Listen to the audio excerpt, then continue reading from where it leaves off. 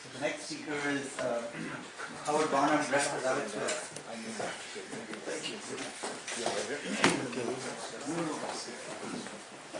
Okay, so hello.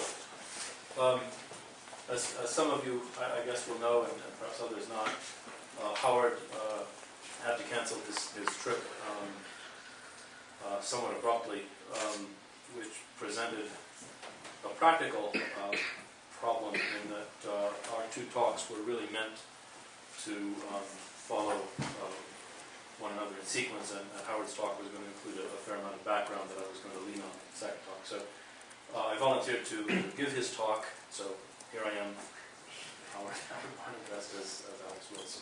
And I hope well dressed. It's true. Well, you know, he sometimes has a beard.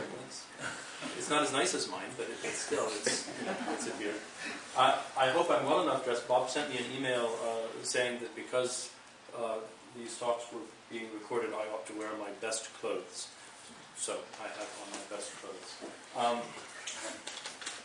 Okay, so somewhere there is a remote key I'm using. Let's see. I don't know how to use this, so shall I randomly hit buttons and see what happens? Okay, that's all right. Ahead. So I just and this is the red light, the laser. Okay, so let's see. I can make that. Oops. Yeah. Okay. All right. So I've rewritten Howard's slides slightly, editing them for content, you might say.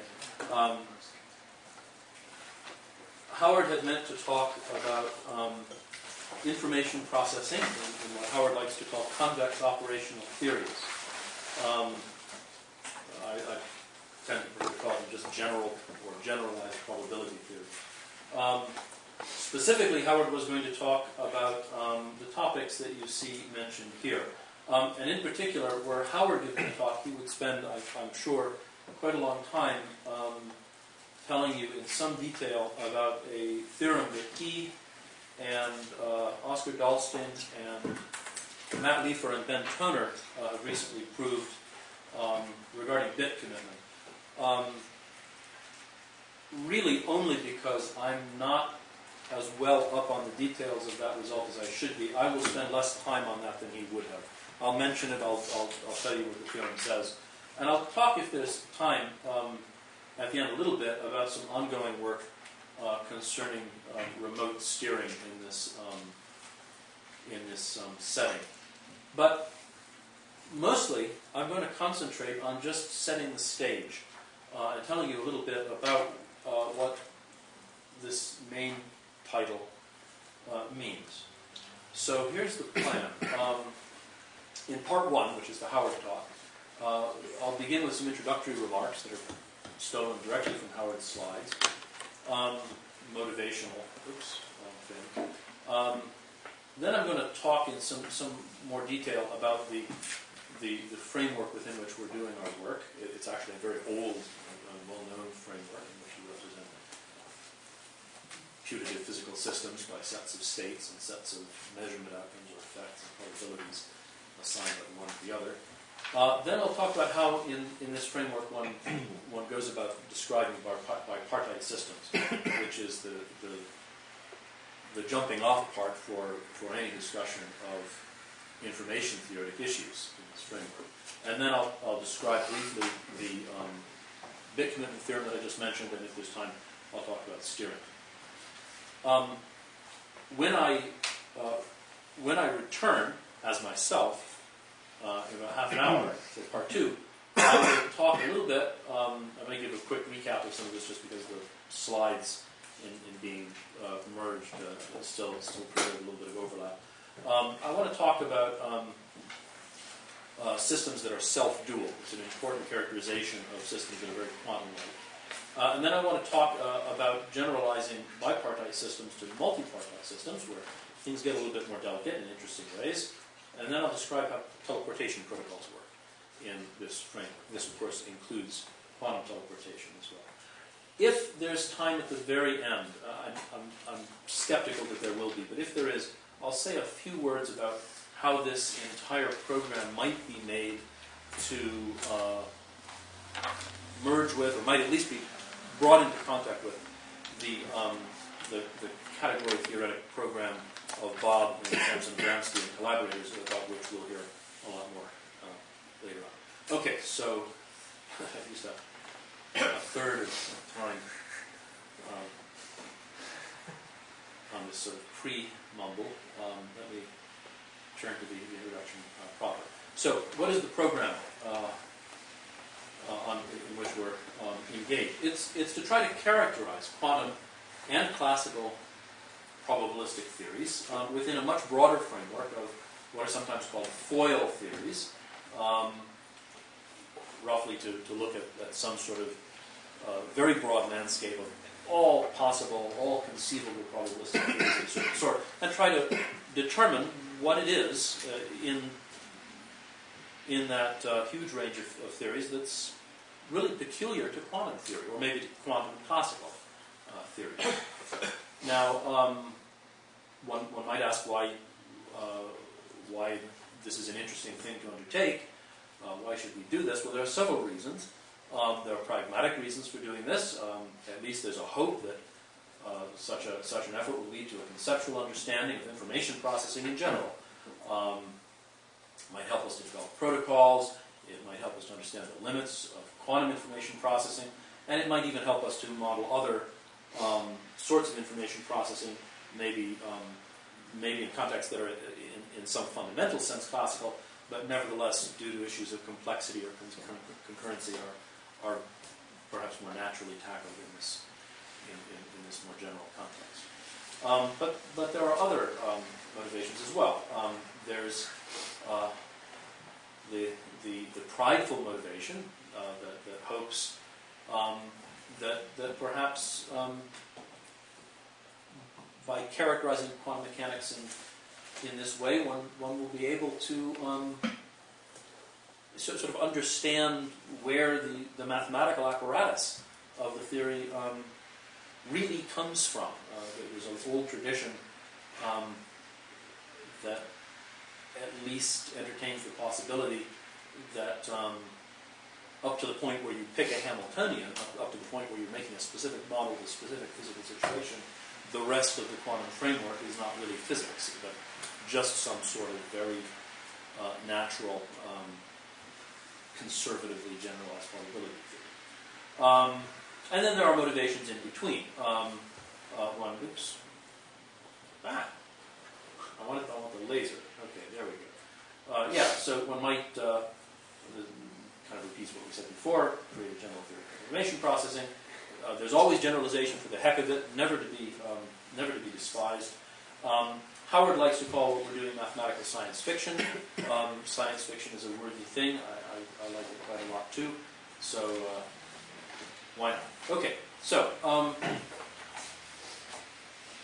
there are good precedents for thinking that quantum mechanics involves fundamentally information theoretic novelties. It was certainly recognized very early in the game that, there we go, that, for instance, measurements should be thought of as disturbing the state. There are the very, very well-known comments of Schrödinger concerning entanglement, a concept that he more or less named, one of which is this, the kind of effect that in quantum mechanics the best possible knowledge of the total system is not necessarily one that gives you maximal knowledge of the parts. These are the same principles, or some of the same principles, that are now viewed as underlying the information processing power of quantum mechanics. And starting with such information theoretic ideas, abstracting them, a number of people have made at least some impressive partial attempts to partially but impressively successful. That's awkwardly said. Let's try that again.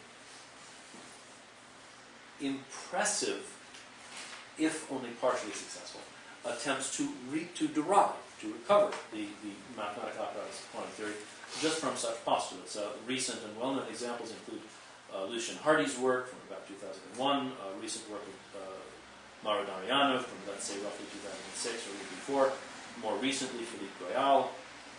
But of course there are older traditions as well. There's work of Araki in about 1980, and one can go back much further. The program of doing this really goes back at least to George Mackey's work in the late 50s. Okay, so here's a rough overview of the convex operation of formalism. In Howard's original slide, there were many pictures. This is the only one I've kept, because it's the only picture he sent to me. But it's the best one. This is the Kool-Aid that you're going to be asked to drink.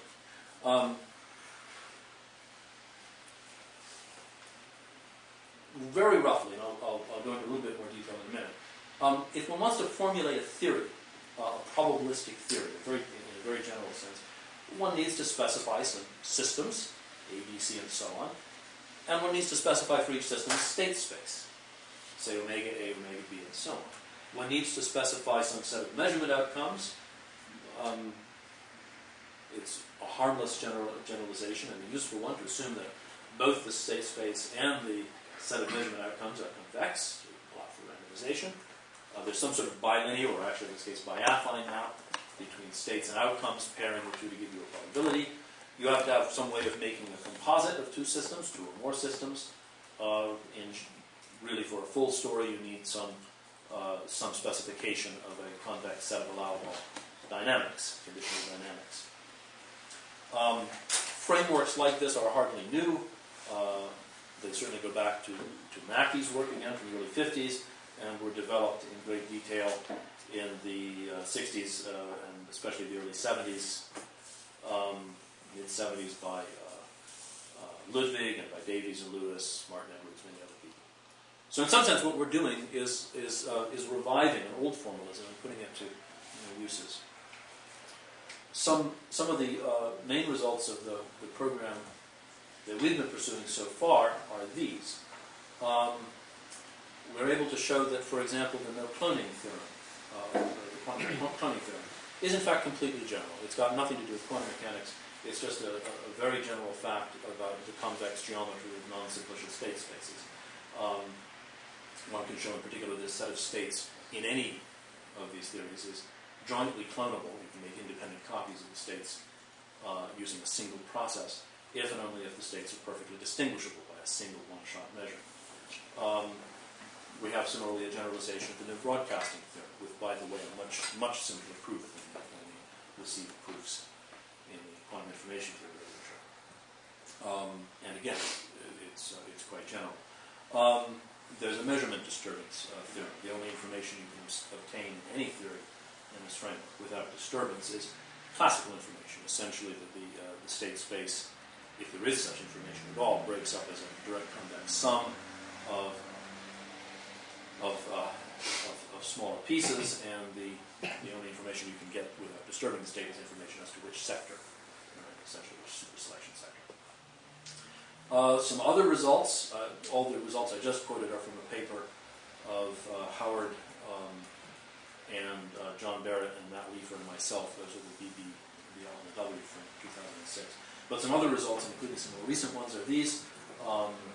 Barrett and Leifer and simultaneously Fristanto and Toner about a year ago proved some infinite definiti theorems for generalized theorems and theories in this framework. Slightly different results, but related. Barrett has a result in computational power of polynomial circuits in this framework, neither of which I'll talk about. And also these results that I will at least touch on. We have, for instance, necessary and sufficient conditions for conclusive teleportation in this framework. We have sufficient conditions for deterministic teleportation. There is the bit commitment theorem that I mentioned earlier. Exponentially secure bit commitment is possible in any non-classical theory that does not allow entanglement. That's the theorem of Howard, Oscar, Matt, and Turner. And finally, there are some, at present, not very strong conditions. This is very much work in progress on Ensemble steering that we hope will lead to a nice generalization of the Houston-Joseph-Lewis theorem. Okay, so let me tell you a little bit more about how this framework works. I'll give you some of the details. The way that we model abstract state spaces actually is not to specify at the outset a convex set. One could start there, but it's a little bit easier mathematically. To start rather by specifying an ordered vector space. What's an ordered vector space? Well, an ordered vector space is a vector space with a nice cone. What's a cone? Well, a cone, and these are real vector spaces, I should stress, a cone in a real vector space is a convex subset of the vector space, call it K, that is closed under multiplication by non-negative scalars. That given convexity comes down to being closed under sums. And a cone is pointed. Actually, this is part of what many people, including myself, call a cone. If and only if the intersection of the set K with its negative image is only the zero of the vector space. If you have a cone, these properties, it induces a partial order on the vector space. You declare vector A to be less than or equal to vector B if and only if the difference is in K. Accordingly, things are in K if and only if they're greater than or equal to 0, so you can call K positive. The ordering thus induced is translation invariant and has this homogeneity property, and all orders with those properties arise from cones in this way. Finally, let's call a cone generating if it spans the ambient vector space A. That's equivalent to saying that everything in A is a difference of positive elements.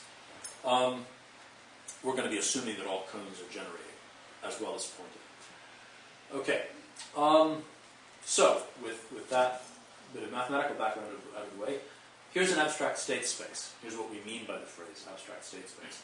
An abstract state space is a pair consisting of an ordered vector space A, with closed generating pointed positive cone A plus, and on which you have specified a strictly positive linear functional. Strictly positive means that it takes strictly positive values everywhere on the cone except at 0, where it must be 0. This is called the order unit, and it picks out the set of normalized states. The normalized states are just those states, those unnormalized states, otherwise unnormalized states at which the order unit is 1. Without going into detail, any compact convex set can be realized as the set of normalized states of an abstract state space in an essentially canonical way. That's not implicit. But it is important to note that the convex structure of the normalized state space depends both on the ordered space A and on the choice of the functional U. Starting with the same ordered space, choosing different order units will give you different planes slicing through the cone and thus different geometries in general. Okay, here are some examples very quickly. The classical examples all have the form r to the x, real functions on, say, a finite set x. I should mention here, since I've omitted to do so, that for both of these talks, all state spaces are assumed to be finite dimensional. You can do a lot in the infinite dimensional case, but we're too lazy to pursue that much. In the case where you have a classical state space, all real functions on a finite set, ordered in the obvious way, functions are positive if and only if they're positive, pointwise in x, then omega A is simply the set of probability weights on x, assuming here, I guess, that the order unit is this thing here, the analog of the trace. One can characterize state spaces of this form by the geometry of the state space, the normalized state space. You have a classical abstract state space if and only if the normalized states form a simplex. You get the quantum case by looking at the space of self-adjoint operators, ordered in the usual way on a finite dimensional Hilbert space H. In that case, the order unit is the trace, and the normalized states are the density operators. But there are lots of other examples. As a simple one, if you let A be the vector space of real m by n matrices, whose columns sum to a constant, and if you take the order unit to pick out that constant column sum, then you get the column stochastic matrices. In the 2x2 case, that would be a square. It would be a normalized state space rather than be a square. Okay, that's how you model states. How do you model measurement outcomes? Well, a measurement outcome, or an effect, as we'll call it, on a state space A is a positive functional whose value is less than or equal to 1 for every normalized state. We write the interval from 0 to the order unit to stand for all the effects. And the interpretation is that such a functional A represents some event that has probability A of alpha in state alpha. Given that interpretation, there's a natural definition of a measurement or an observable. The discrete observable is just a sequence of effects that's summed to the order unit, so that the sum of the probabilities of the measurement results represented by the effects A sub I will be 1.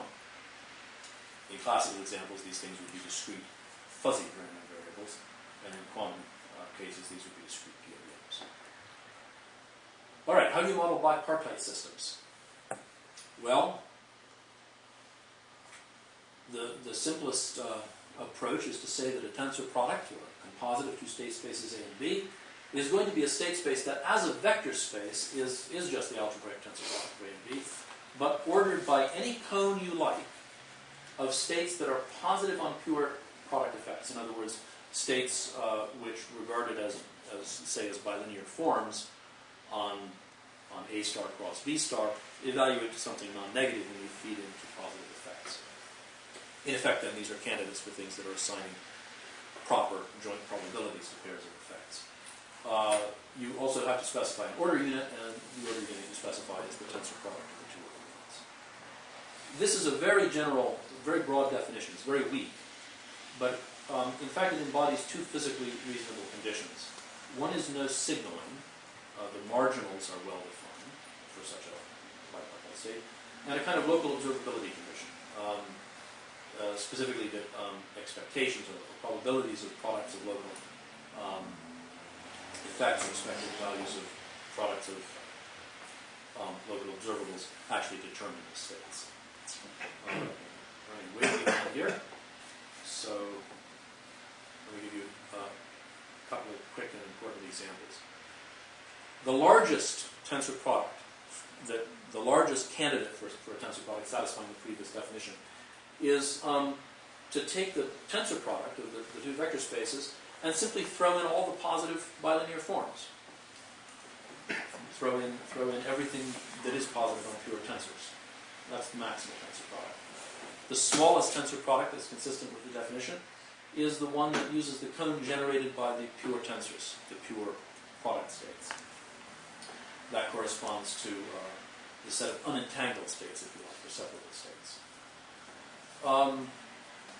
It's noteworthy that if A and B are quantum state spaces, then the usual cone of bipartite quantum states is properly between these two. Of course, not every quantum state is separable, so the cone is much bigger than the minimal tensor product, but there's a certain sense in which things in the maximal tensor product really just correspond in the quantum case to arbitrary positive linear maps. And not every arbitrary positive linear map corresponds to a quantum state. They have to be completely positive. Okay, with a notion of a tensor product, and in particular with the distinction between the maximal and the minimal tensor product, comes for free a notion of entanglement. We're going to say that states are entangled if they are bipartite states. They're in the maximal tensor product, but they're not separable. They're not in the minimal tensor product. Dually entangled effects would be effects on the minimal tensor product that are not effects on the maximal tensor product. There's an old theorem. I should mention that tensor products of convex sets and ordered vector spaces go back a long way. And there's an old theorem due to Namioka and Phelps, which, paraphrased a little bit, says that the only state spaces A for which the maximal and minimal tensor products with any other state space you like B coincide are the classical state spaces. So if you have a particular state space A such that there's no distinction between maximal and minimal tensor products involving that factor A, then A must be classical. So to that extent, entanglement's really a feature of any theory, any probabilistic theory of this type, that involves more than one non-classical state space, unless you artificially restrict yourself to separable states. All right.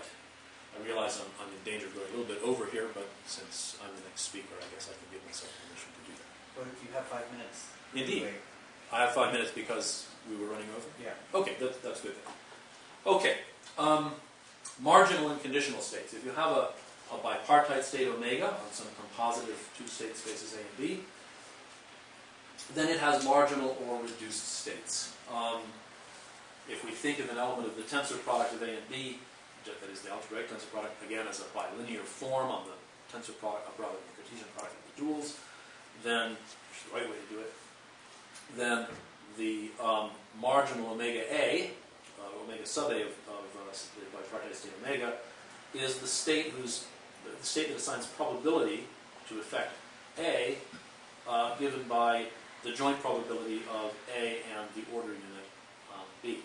And likewise, the marginal on B is obtained just by plugging up the first slot in omega with the order unit on A. If the A marginal, say, is not 0, then you define the conditional state on B, given effect A, in the obvious way. It's the joint probability assigned by the bipartite state omega of A and B divided by the marginal probability of A. This notion of conditional probability behaves very nicely. There's an analog of the law of total probability that's more or less trivial to see.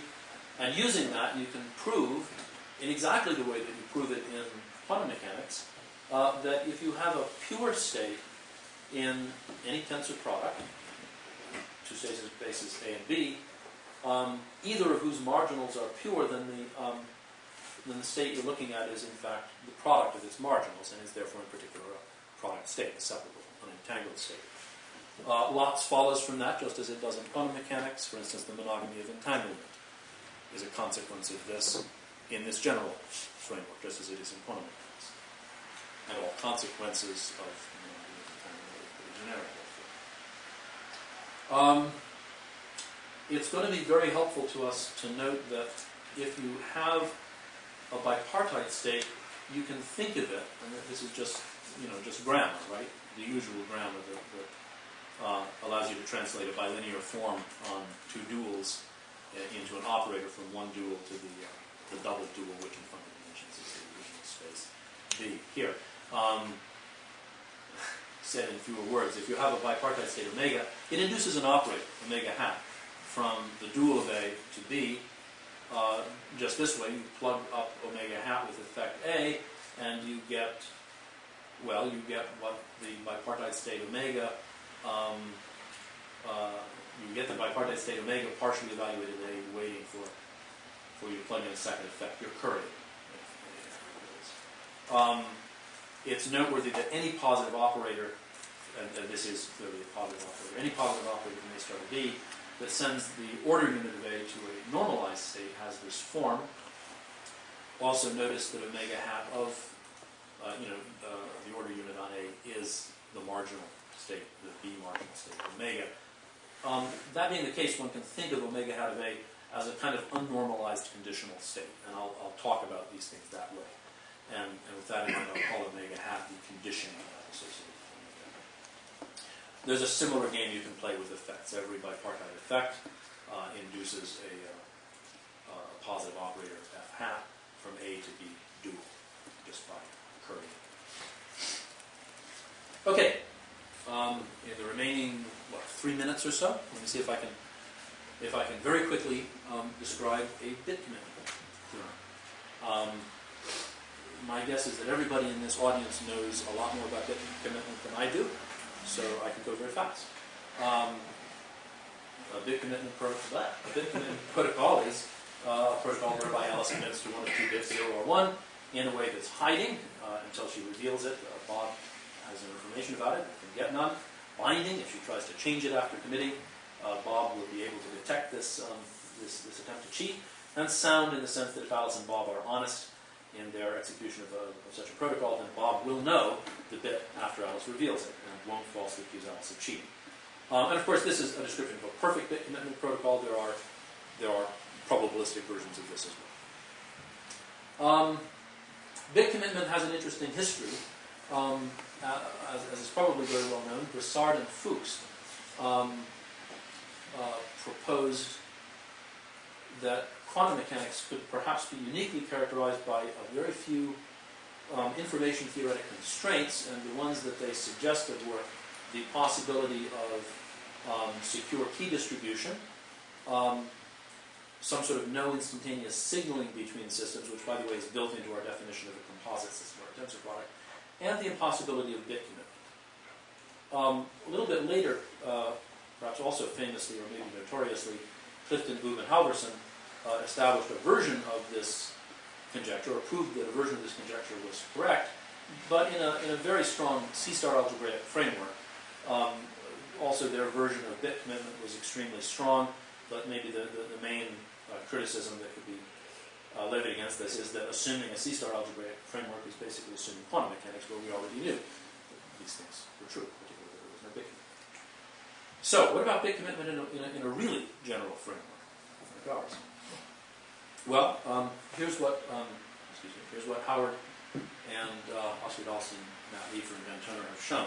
In any theory that does not allow entanglement, there's a family of perfectly hiding, perfectly sound, epsilon binding protocols, epsilon exponentially small number of identical systems that the protocol uses.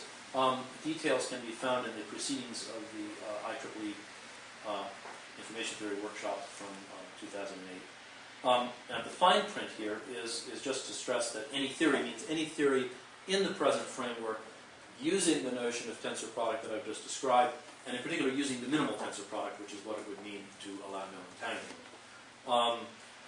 Also, one could consider a slightly more general theory than the one I've framework rather than the one I've sketched, in which one uses not every mathematically possible effect, not every possible element of the dual space, but some smaller cone. What Howard calls a maximal theory is one that does in fact treat any mathematical effect as physically accessible, and that's required for the proof. The commitment protocol works something like this. Possibly I can take one of them and just describe it quickly. Since the state space is assumed to be non-classical, you can find a state that has two distinct convex decompositions. It turns out that you can always find a state that has two distinct decompositions, say this one and this one, not just into arbitrary pure states, but into what are called exposed pure states. Pure states are exposed if there are effects that have probability 1 in those states, effects that pick out those states. Moreover, you can do this in such a way that the two ensembles, the sets of states appearing in the two decompositions, are disjoint. So there are no shared states between these decompositions. Having found two such decompositions, which is always possible, the way Alice makes her commitment is to choose one of the two decompositions. So she chooses one of the two bits, 0 and 1, that show up in these indices. She then draws n independent values of the appropriate index with the appropriate probabilities. That would be urn, perhaps, to draw these. And what she does is to send the corresponding sequence of states, coded for by the indices she's drawn, to Bob. To reveal, she tells Bob the bit that she's committed to and also the string of I values that she drew. And for Bob to verify, he just performs on each system the two-valued observable, the detecting observable I just mentioned, that has probability 1 for positive outcome if the state is the one that Alice claimed in her sequence, and probability less than 1 all the other states. And if he ever gets an outcome that isn't positive, he just rejects. The hard part, of course, is proving that this really works, and the proof is involved and ingenious. Okay, I'm going to skip the discussion of ensemble steering right now to allow for some time. So let me stop there, and maybe we can have a moment for questions. The second part is a little shorter. So First, we're going to thank you in your Howard incarnation. Thank you.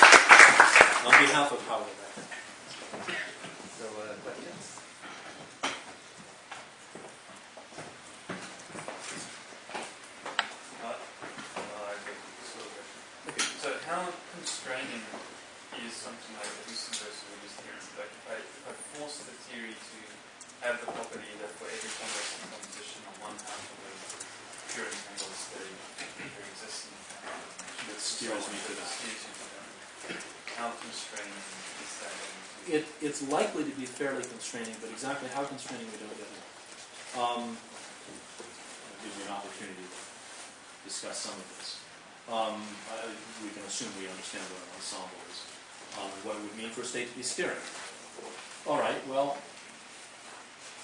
an easy way to make a steering state is to assume you have a bipartite state whose conditioning map is actually an order isomorphism, an isomorphism of ordered vector spaces between the dual of A, with the effects on A, and the state space of B. In that case, it's very easy to see that omega is going to be steering. It's practically the definition. Now, it's a non-trivial constraint on A and B that there should exist this isomorphism, right? In particular, if you assume that A and B are copies of one another, then it's a very non-trivial constraint that there should exist any such isomorphic states. And I'm going to talk about that a little bit in the next talk. However, we do have a slightly more general result, still a sufficient condition, not a necessary one. It's enough for this conditioning map to take A star, the sort of the effect space of A, isomorphically into B with range equal to the face of the positive cone of B generated by the marginal.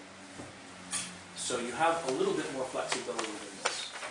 And we have kind of a conjecture which I'd rather not discuss right now because it's still, we haven't proved it. We haven't really even completely sorted it out, I think, even how to state it correctly. That suggests a necessary and sufficient condition that is sort of a slight generalization of this, where we allow this not to be an isomorphism, but to be sort of a quotient map where we're modding out by the annihilator of a certain face associated with omega. But even if that conjecture proves to be true, it will amount to a substantial constraint on the relationship between A and B for steering. So steering is a non-trivial constraint. Okay. Thanks very much. So, next speaker is Alex Wilson. All right, so. Aha! Okay, so. Alex, can you go till 12:35?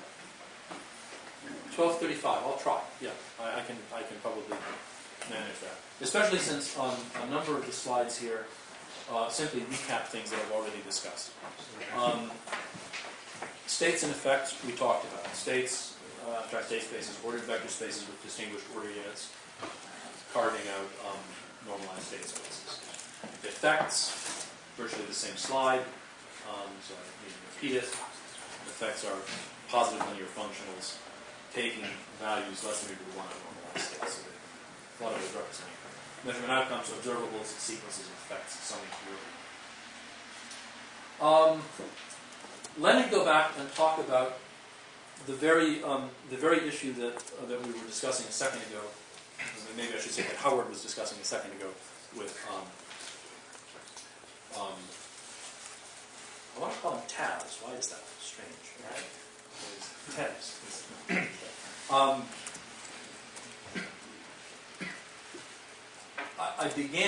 Howard began by outlining a broad program, characterize quantum mechanics among all the possible probabilistic theories that are out there, or maybe classical in quantum mechanics.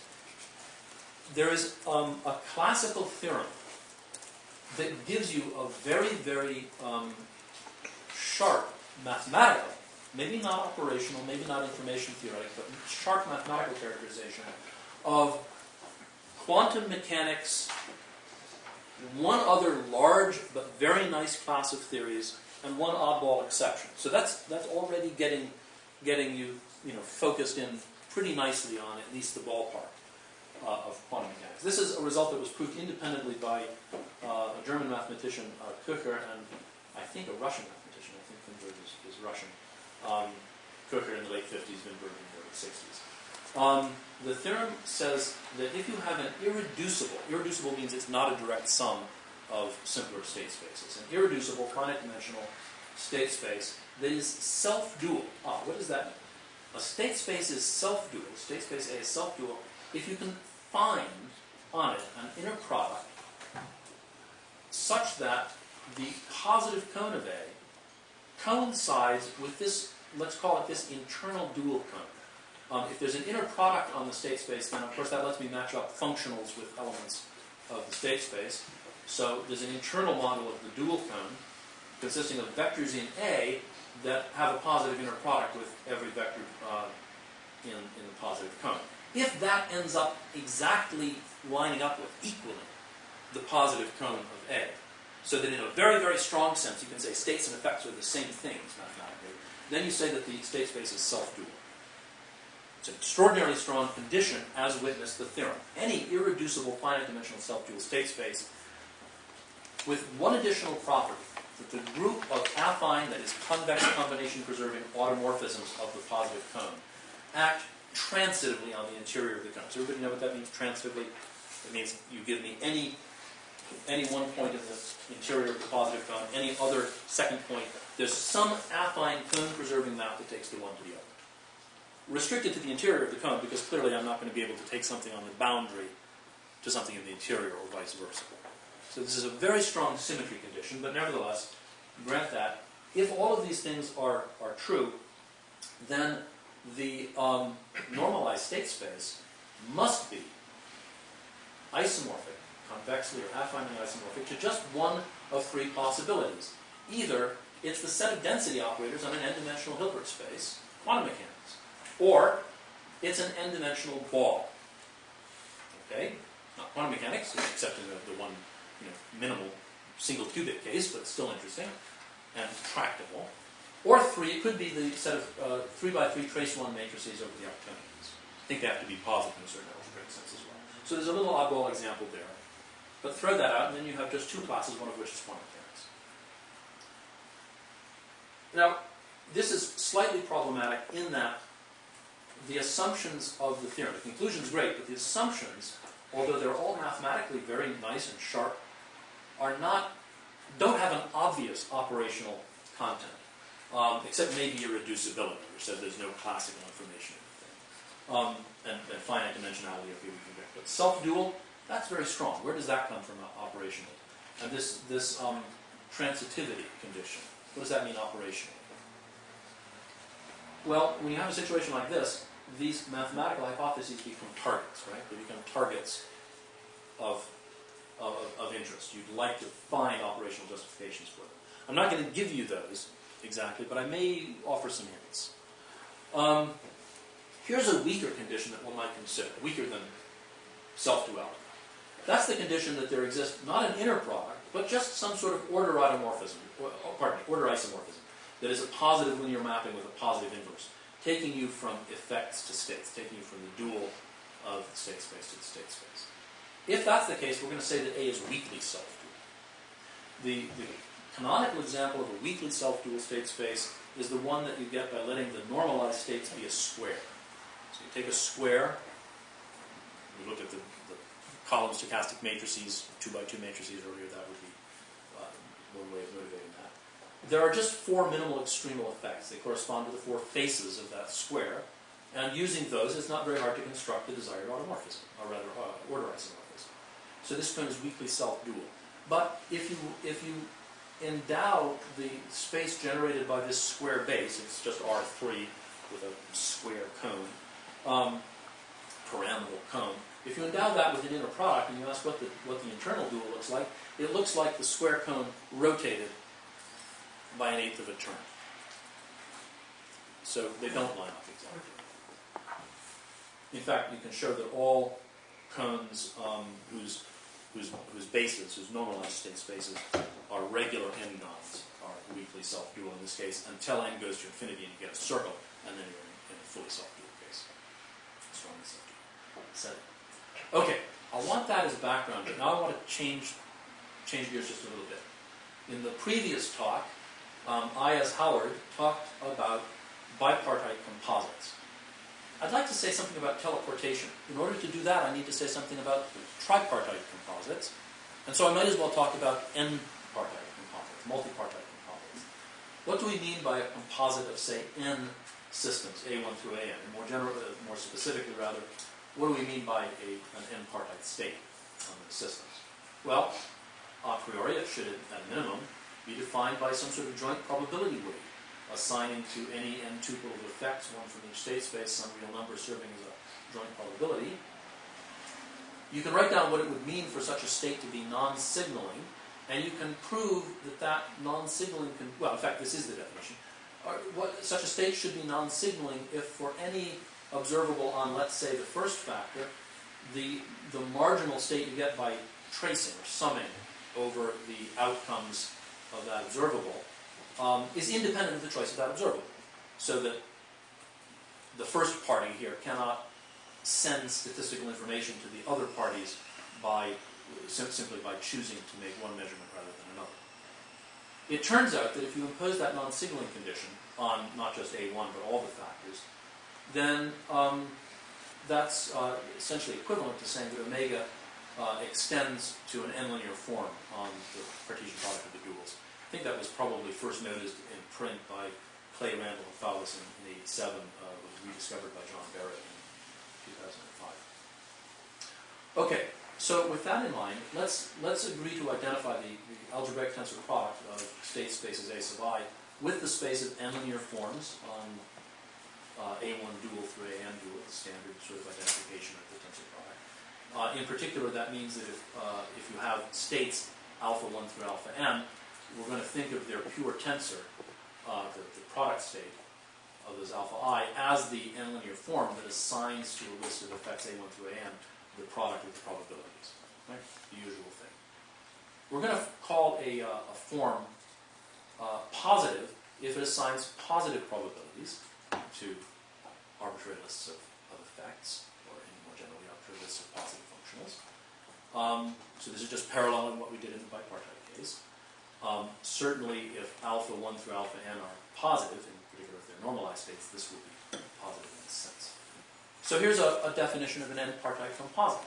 It's just a state space, and you see I'm just copying what we did for bipartite composites. A composite of state spaces A1 through AN is just a state space that consists of n-linear forms ordered by some cone of positive forms and containing all the pure tensors, and with order unit given by forming the tensor product of the order units of the factors. There should be an S there. By the way, the fact that the positive cone of the composite is assumed to contain all the pure tensors means that algebraically that cone generates the full tensor product. So as a vector space, any composite is the tensor product of the individual state space. The action is in the choice of the cone. Okay. Well, we've seen some bipartite examples of this. The maximal tensor product, the minimal tensor product, and the quantum tensor product that was in between. Things are much more interesting if you have more than two factors. In particular, suppose you just have three, just for the sake of discussion, say three quantum state spaces, A1, A2, and A3.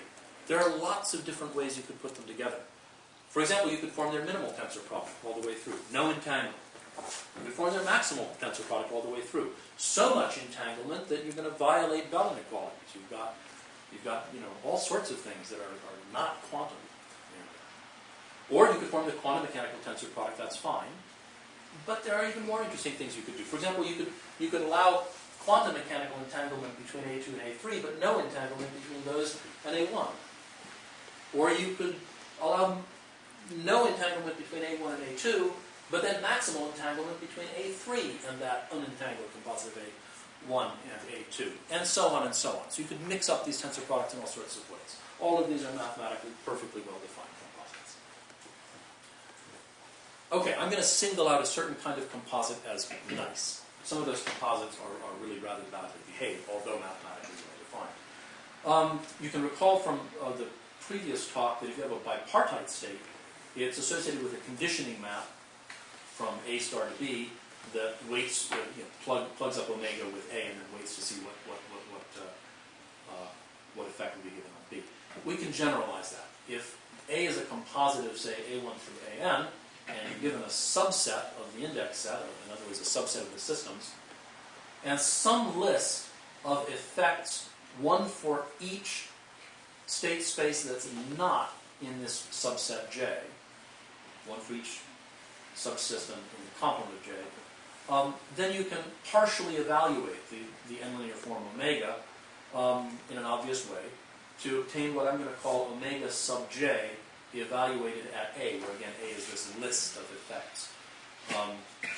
That's going to give you something in the tensor product of A sub J as little j ranges over the designated subset J.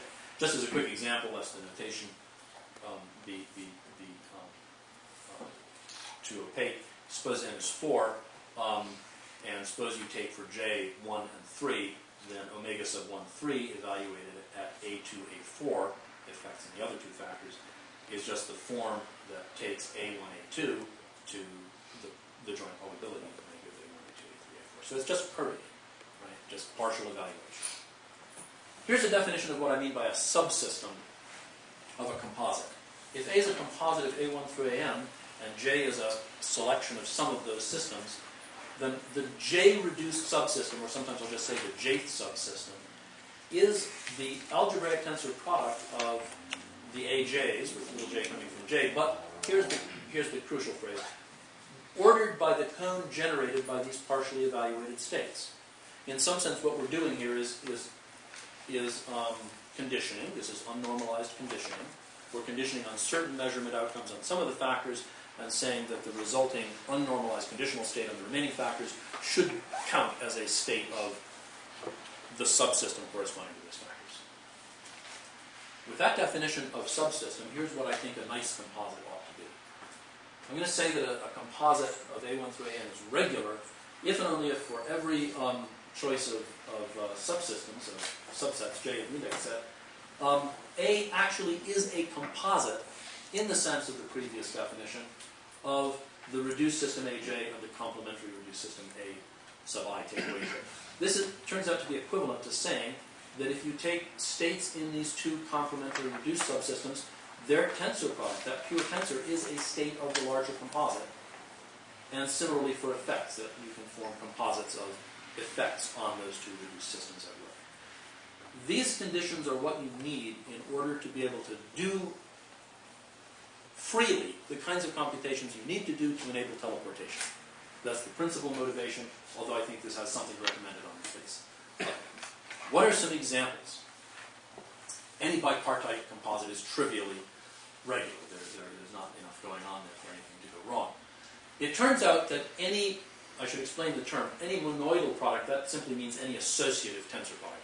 Any single coupling that gives you an associative tensor product of abstract state spaces gives you a regular composite in this sense. It turns out that, for instance, this weird thing I showed you earlier where you have no entanglement between A and B but then allow maximal entanglement between that and C, that's regular. For a while, when I noticed that, since that's a pretty weird gadget there, I wondered if maybe everything was regular, but it's not true. Here's a non-example. If you try to do this same kind of thing, replacing C by a minimal tensor product like this, and if all four factors are the same and weakly self-dual, you can prove that that is not a regular composite. If you have four copies of the same system, weakly self-dual, and I guess also non-classical, then you cannot have no entanglement between two of the systems, but maximal entanglement between those two unentangled pairs. That's inconsistent with regularity. Okay.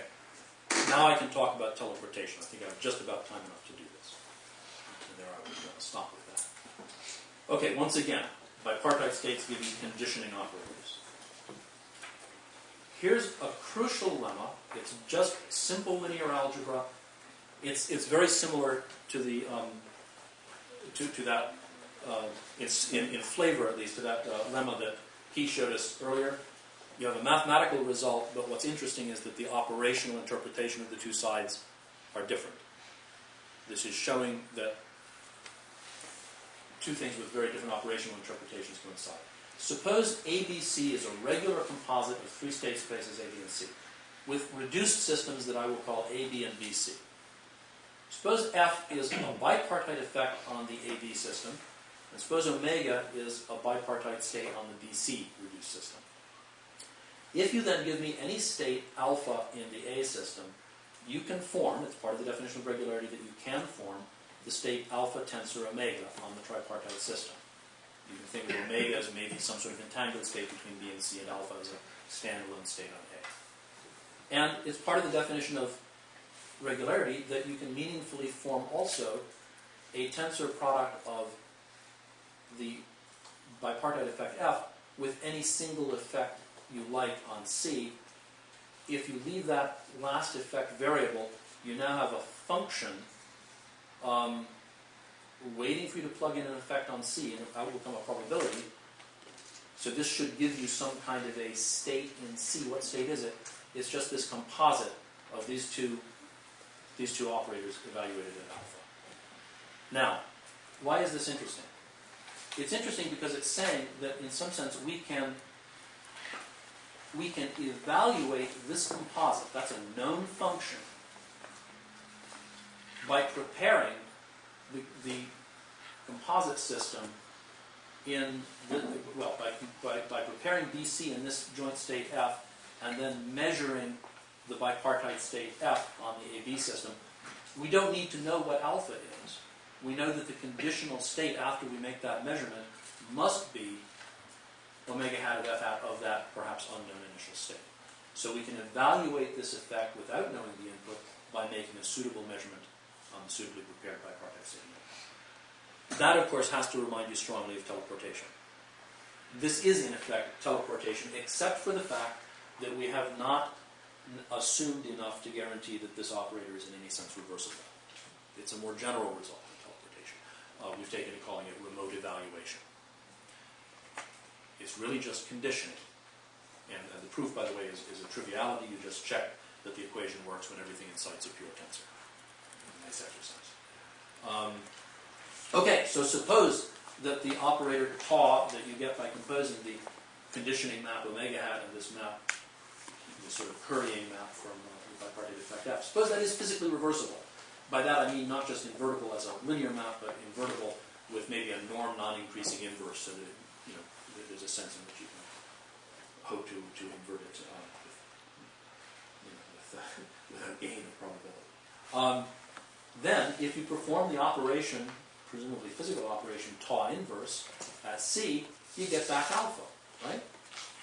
You just suppose that this known operation here, omega hat composed with F hat, has a known operationally implementable inverse. Then we make a measurement with this outcome in this joint state, regardless of what alpha is. We know that this is the conditional state on the C system. If we hit this with the inverse of this, we get alpha.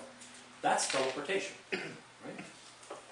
So in this case, we get teleportation. Conclusive one-outcome post-selective teleportation.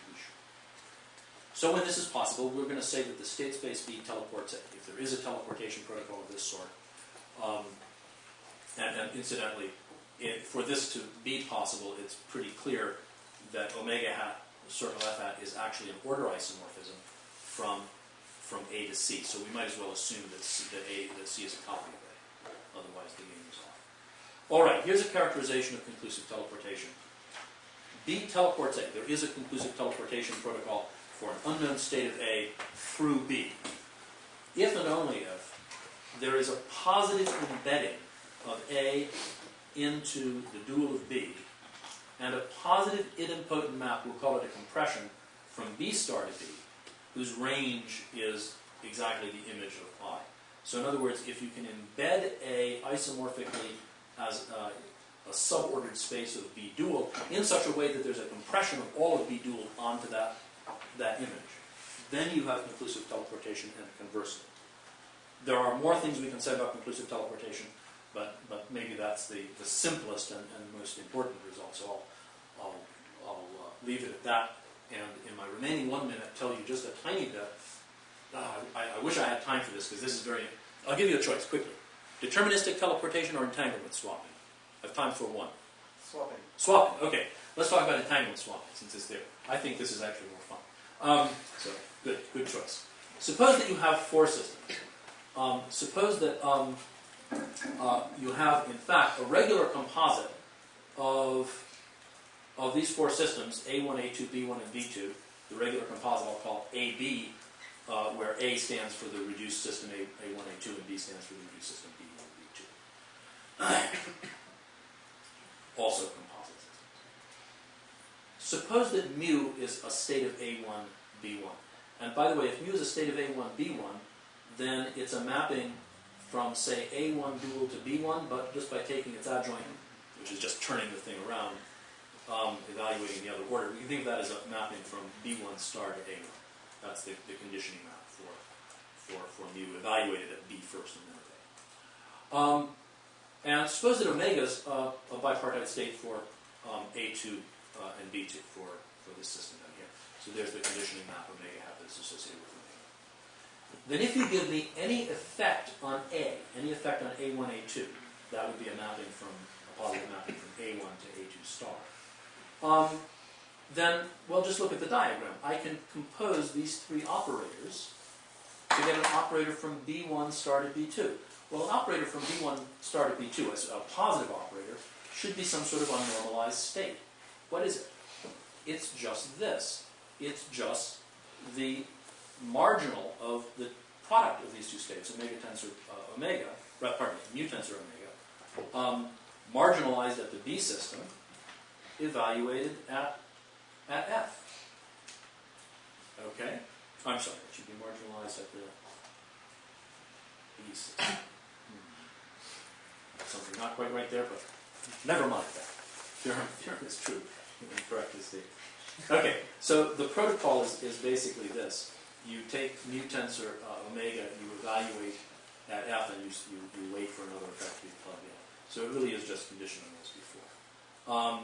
It's also the case that if omega and F realize a conclusive teleportation protocol, as in the previous discussion, you end up with the state mu, that was this one here, pivoted. So instead of living on A1, B1, it lives on B1, B2. So you somehow, if you think of mu as an entangled state, you've swapped the entanglement between these guys for entanglement between these guys. The state actually ends up getting pivoted. And that has an interesting consequence. If A1 and B2 happen to be isomorphic, then you have to have A1, B1 isomorphic to B1, B2 for that to happen.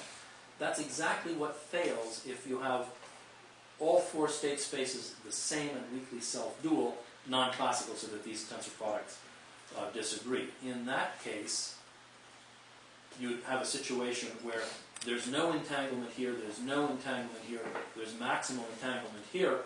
Whoops! If that were regular, this protocol would work, and you could pivot that maximal entanglement to a place where there was, by assumption, no entanglement. So something has to give, and what gives, of course, is regularity. That composite, while it's a mathematically meaningful object, which we can interpret as an abstract state space, is not regular. It does not break up nicely into subsystems.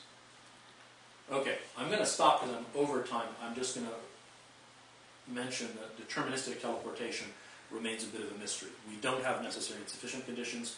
We have this theorem, which you can read if you wish. It gives you a sufficient condition, but not a necessary one.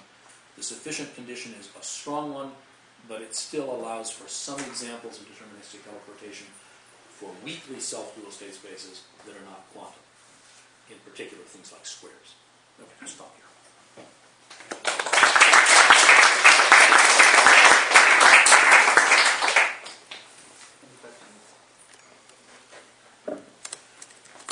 Yes. So, I'm interested in the constraints of local tomography. Okay. So, because I think it's really operational and probably very strongly constrained. Okay. By which I mean, the Limits. effects can reproduce the joints. Okay. So, are there examples of these other tensor products? Like, is that not possible, let's say, if I use the math pattern? When you say local tomography, you mean I can determine the joint state if I just make measurements on the two wings? Yeah, if I know the correlations on the system. Yeah, as a matter of fact, that condition turns out to be not so constraining after all. It's built into the definition of an n-partite composite, because we in fact assume that what a joint state is a kind of a joint probability assignment to sequences of measurement outcomes on the factors. So if I know the correlations, if I know the joint probabilities, then indeed I know the state. Then it seems like a very strong assumption, because there's all of these results saying, well, it's only in a Hilbert space over complex numbers and not over real numbers and alternates. Yes, that's an excellent comment. That is exactly right. You can take one of two attitudes, I guess, or probably one can take both of two attitudes simultaneously. Most of us are good at that sort of thing. On the one hand, you can say, as you've just done, oh, wait a minute, if I'm ruling out, say, real and turning on a Hilbert space at the outset, then I'm actually sort of smuggling in a very strong physical assumption without perhaps flagging how strong it is. In published papers, we've tried to flag how strong it is. The other way you can approach it, the other attitude you can take is, this is actually a very reasonable assumption about what a multipartite state should be. And I actually think that models, toy models, foil theories, that don't satisfy it are really pretty bizarre and pathological and physically unreasonable. And that's why we use complex numbers. Oh, no. We can do a lot of these things. Yes, you're right. We can do a lot of these sorts of things without that assumption. So perhaps to sharpen your question a little bit, you can ask how far some of these results can be made to go in a still more general framework. And the answer to that is we don't really know. We haven't sat down to do it, but we are aware that there is this issue. You criticize the C-star algebra book, helps on Equipment, and you're putting in exactly the same assumption, because you're assuming isomorphism to a complex. Actually, the criticism we have of their result is it has nothing to do with the choice of the scalar field, or little to do with it. Our concern is assuming that the state space is the state space of any kind of star algebra whatsoever. The worry is, for instance, what does it mean to add two non-commuting observables? What does it mean to multiply two observables? None of that is very operational, and we're doing without all of that. So we're very far from the C-star algebraic setting. It is true that if you adopt our definition of composite and you attempt to apply it in a quantum setting, you are obliged to take the complex numbers as your field. That can be viewed either as a defect or a virtue of the approach, depending on your frame of mind. We do have some interesting, let's call them toy models, that kind of go outside the framework, either by virtue of not having arbitrary, either by virtue of not having a sort of local tomography condition, or, in what's, I think, an equally interesting way, by not having arbitrary product states being preparable. The one direction is sort of like saying, maybe, one way that local tomography can fail is I can't measure arbitrary product effects, even if things were in principle, deducible from arbitrary measurements of probabilities of joint effects. If I can't actually measure them all, then I never see all the correlations. But it's equally interesting to consider theories in which I have all the correlations I like, but there are sort of a priori restrictions on what can be prepared. You can't prepare these systems in arbitrary states. And we have sort of examples like that, but not a real theory together. Okay, let's thank. Oops, there was one question. If we have time. Yes, I'm interested in tensor products that are defined for all spaces A and B, not just for one particular pair of spaces A and B. Mm-hmm. So the min has this property and the max has this property. That's correct. And they're both factorial. That's correct. So that when you have an operation from A to A prime, then Yes, get one. that's right. Are there any other tensor products We don't know. The QM1 is The QM1 is an example if you restrict the state spaces, but you have to restrict the set of state spaces. I can define some others for restricted examples, but I don't know much about them, and they don't seem to work very satisfactorily. We have for a while been trying to construct a tensor product that would let us take any two weakly self-dual spaces and in a sort of uniform way, a functorial way, combine them to get a weakly self-dual tensor product. So far we haven't succeeded in doing that. So the question of what it takes to have a functorial tensor product on any set of these spaces It is essentially asking what does it take to build a monoidal category of things of this sort. That's a very interesting question, but it seems like a hard question. So, please, thank you for asking. Finding out? You have a question? All right, just thank Alex again.